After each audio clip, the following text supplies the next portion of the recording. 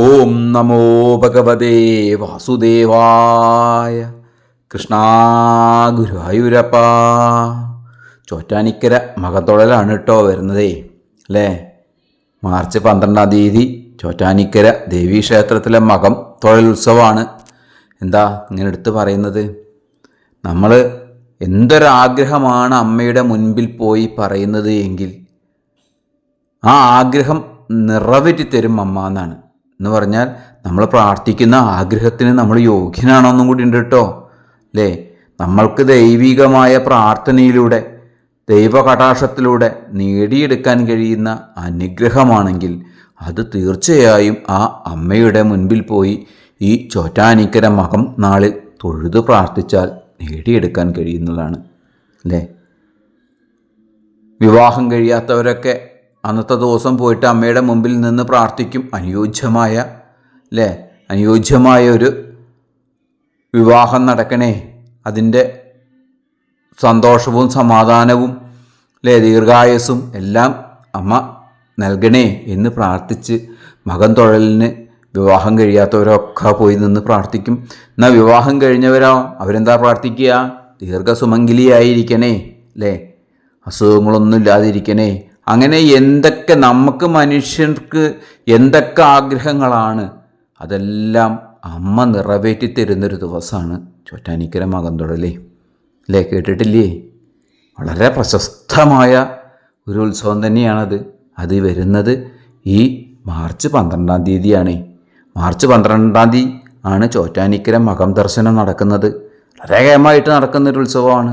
ഇത്ര കോടാനുകോടി ആൾക്കാരൊക്കെ വന്ന് തൊഴുകല്ലേ. ഇത്ര ഭക്തരാണ്. വളരെ ചൈതന്യമായി ഇരിക്കുന്നൊരു ദിവസമാണ് അമ്മ. എന്താ ആ ചൈതന്യമായിരിക്കുന്നൊരു ദിവസമെന്ന് പറയുന്നത്? അന്നത്തെ ഒരു പ്രത്യേകത എന്ന് പറഞ്ഞു കഴിഞ്ഞാൽ മകം നാളിലാണ് ചോറ്റാനിക്കര ദേവിയുടെ തങ്കഗോളക വലതു കയ്യിലേന്തണം എന്നാണ് അല്ലേ. ആ വലതു കൈ കൊണ്ടാണ് ദർശനം നടത്തുന്നവർക്കൊക്കെ അനുഗ്രഹം നൽകുന്നത് അമ്മ. അന്നത്തെ ദിവസം മാത്രമാണ് അങ്ങനെ ഒരു അനുഗ്രഹം ആ ദൈവിക ഭാഗങ്ങളിൽ നിന്നുണ്ടാവുന്നതെന്നാണ് വിശ്വസിക്കുന്നത്. എല്ലാവരും പറയാറുണ്ട്, എല്ലാവർക്കും ഇപ്പം ഈ മകം തൊഴലിന് പോയിട്ട് നിന്ന് പ്രാർത്ഥിക്കാൻ കഴിയുമോ അല്ലേ? നമ്മുടെ ജോലി തിരക്കുകൾ അല്ലെങ്കിൽ ബുദ്ധിമുട്ടുകൾ അല്ലെങ്കിൽ ദൂരദേശങ്ങളിലുള്ള ആൾക്കാർക്ക് വന്ന് എത്തിപ്പെടാനുള്ളൊരു ബുദ്ധിമുട്ട് അല്ലേ. അപ്പം നമ്മളെന്താ പറയുക? തൂണിലും തുരുമ്പിലും ഭഗവാനുണ്ട്, ഇല്ലെങ്കിൽ ദൈവികമായിട്ടുള്ള ചൈതന്യം ഉണ്ട് എന്ന് വിശ്വസിക്കുന്ന ഒരാളോ നമ്മൾ. എന്നാൽ അന്നത്തെ ദിവസം നിങ്ങൾ അമ്മയെ പ്രാർത്ഥിക്കാൻ മറക്കരുത് കേട്ടോ. അമ്മയുടെ നാല് നാമം ജപിക്കാൻ മറക്കരുത്. എന്താണ്? അമ്മേ നാരായണ, ദേവീ നാരായണ, ലക്ഷ്മീ നാരായണ, ഭദ്രേ നാരായണ. എന്തുകൊണ്ടാണ് നമ്മൾ അമ്മേനെ വിളിക്കുമ്പോൾ അപ്പം നാരായണനെയും കൂടി വിളിക്കുന്നതെന്നറിയോ? അമ്മയുടെ നാമം ജപിക്കുമ്പോൾ എന്തുകൊണ്ടാ നാരായണ കൂടി ചേർക്കുന്നത്? അവിടെ ദേവീ സങ്കല്പം മാത്രമല്ല, നാരായണ സാന്നിധ്യവും ഉണ്ട് എന്നാണ് അല്ലേ. 108 ദുർഗാക്ഷേത്രങ്ങളിൽ പ്രശസ്തമായ ദുർഗാക്ഷേത്രമാണ് അല്ലേ. അതിലൊന്നും സംശയമില്ല. എല്ലാവർക്കും അതിൻ്റെ ഐതിഹ്യങ്ങളൊക്കെ അറിയാം. എന്തുകൊണ്ട് ചോറ്റാനിക്കരയിൽ ദേവി വന്ന് കുടികൊണ്ടു എന്നുള്ള കഥകളൊക്കെ നമ്മൾ അനവധി പ്രാവശ്യം കേട്ടിട്ടുള്ളതാണ്. അപ്പം അതിലൊന്നുമല്ല നമുക്ക് അമ്മയുടെ ചൈതന്യം, അമ്മയുടെ അനുഗ്രഹം അന്നത്തെ ദിവസം കിട്ടുക എന്ന് പറഞ്ഞാൽ വളരെ കേമാണ് അല്ലേ. മകം തൊഴുക എന്ന് പറഞ്ഞു വെച്ചാൽ കൂടുതൽ സ്ത്രീജനങ്ങളാണ് അന്ന് പോയി തൊഴുക. എന്നാൽ പുരുഷന്മാരും ചെന്ന് തൊഴും, ഇല്ല എന്നല്ല. എന്നാൽ പുരുഷന്മാർക്ക് പറഞ്ഞിരിക്കുന്നത് പൂരം നാളിലാണ് അല്ലേ. പൂരം നാളിലാണ് ഇതേ ചടങ്ങുകളൊക്കെ തന്നെയാണ് പൂരം നാളിലും ഉണ്ടാവുക. അന്നാണ് പുരുഷന്മാരുടെ ദർശനം കൂടുതലുണ്ടാവുക. ഇതാണ് അതുകൊണ്ടാണ് ഞാൻ പറഞ്ഞതേ, നമുക്ക് അന്നത്തെ ദിവസം ചോറ്റാനിക്കര ദേവീക്ഷേത്രത്തിൽ പോയി തൊഴാൻ കഴിഞ്ഞില്ലെങ്കിൽ അന്ന് നിങ്ങൾ ആരൊക്കെയാണോ നിങ്ങൾക്ക് പോകാൻ കഴിയാത്തവരെല്ലാവരും പോകണം തന്നെയാണ് എൻ്റെ ഒരു പക്ഷേ. എല്ലാവരും പോയി തൊഴണം, എല്ലാവരും അമ്മയുടെ അനുഗ്രഹം കിട്ടണം, എല്ലാവരും പ്രാർത്ഥിക്കുന്ന കാര്യങ്ങളെല്ലാം നിറവേറി കിട്ടണം അല്ലേ. അങ്ങനെ തന്നെ ഞാൻ ആഗ്രഹിക്കുന്നത്. എല്ലാവർക്കും ഐശ്വര്യം ഉണ്ടായിരിക്കണം, സമ്പത്ത് ഉണ്ടായിരിക്കണം, നമ്മുടെ ആഗ്രഹങ്ങളൊക്കെ പൂർത്തീകരിക്കാൻ കഴിയണം. ഇതൊക്കെ തന്നെയാണ് എൻ്റെ ആഗ്രഹം. എന്നാൽ അങ്ങനെ പോവാൻ കഴിയാത്തവരുണ്ടെങ്കിൽ നിങ്ങൾ എന്തായാലും അമ്മയുടെ നാമജപമായിട്ടെങ്കിലും നിങ്ങൾ അന്ന് അമ്മയെ പ്രാർത്ഥിക്കണം. അമ്മയുടെ നാമജപം എന്ന് പറഞ്ഞാൽ അമ്മയ്ക്ക് ഏറ്റവും ഇഷ്ടപ്പെട്ട നാമജപം തന്നെയാണല്ലോ.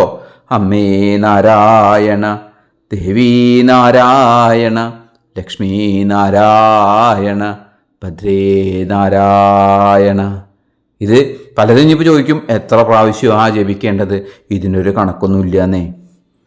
നമുക്ക് നമ്മുടെ അമ്മയെ വിളിക്കാൻ എന്തിനാ ഒരു കണക്ക്? എന്തിനാ നമ്മുടെ അമ്മയോട് പറയാനൊരു കണക്കും കാര്യങ്ങളും വെക്കുന്നത്? നമുക്ക് എത്ര പ്രാവശ്യമാണോ ജപിക്കാൻ കഴിയുക അത്ര പ്രാവശ്യം ജപിക്കുക. എത്ര പ്രാവശ്യം നമുക്ക് അമ്മയുടെ നാമം ജപിക്കാൻ കഴിയുന്നു അത്രയും പ്രാവശ്യം നമ്മൾ അമ്മയെ ജപിക്കുക കേട്ടോ. അമ്മയുടെ അനുഗ്രഹം എല്ലാവർക്കും വേണ്ടുവോളം ഉണ്ടാകും. ഈ മകം നാളിൽ, ചോറ്റാനിക്കര മകം എന്ന് പറഞ്ഞാൽ വളരെ പ്രശസ്തമായ ഈ ഉത്സവത്തിന് അമ്മ എല്ലാവരെയും അനുഗ്രഹിക്കട്ടെ. അമ്മയെ എല്ലാവരും പ്രാർത്ഥിച്ച് നിങ്ങളുടെ ആഗ്രഹം എന്താണോ അത് നിങ്ങൾ അമ്മയോട് പറഞ്ഞ് പ്രാർത്ഥിക്കുക. അടുത്ത മകമാകുമ്പോഴേക്കും നിങ്ങൾക്കതിൻ്റെ ഒരു ഫലസിദ്ധി നിർബന്ധമായിട്ടും കിട്ടിയിരിക്കും. അതിലൊരു സംശയമില്ല. നിങ്ങൾ ആത്മാർത്ഥമായി വിശ്വസിച്ച് 100% വിശ്വസിച്ച് പ്രാർത്ഥിച്ചോളൂ. അമ്മ കൈവിടില്ല, ഒട്ടും കൈവിടില്ല. അങ്ങനെ ആ ആഗ്രഹം സാധിച്ചു തന്നതിന് നന്ദി പറയാൻ കൂടിയിട്ടാണ് ഈ ഓരോ മകന്നാളിലും അമ്മയുടെ അടുത്ത് ദർശനം ഇങ്ങനെ കൂടിക്കൂടി വരുന്നതേ. അപ്പോൾ എല്ലാവർക്കും അമ്മയുടെ അനുഗ്രഹം വേണ്ടുവോളം ഉണ്ടാകട്ടെ. ഓം നമോ ഭഗവതേ വാസുദേവായ. കൃഷ്ണ ഗുരുവായൂരപ്പ.